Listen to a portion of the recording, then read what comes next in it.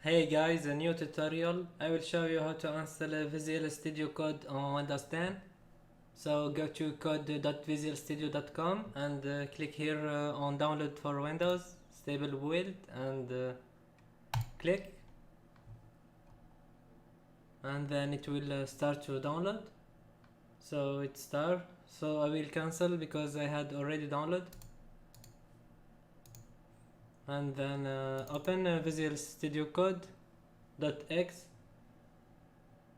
and yes, I accept term of license, and here choose the folder for the installation, and next, and also next, and yes, add to path, and you can create icon on the desktop and install, and then waiting for the installation.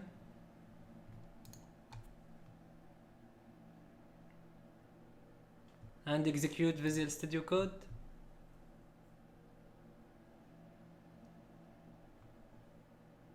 And this is Visual Studio Code,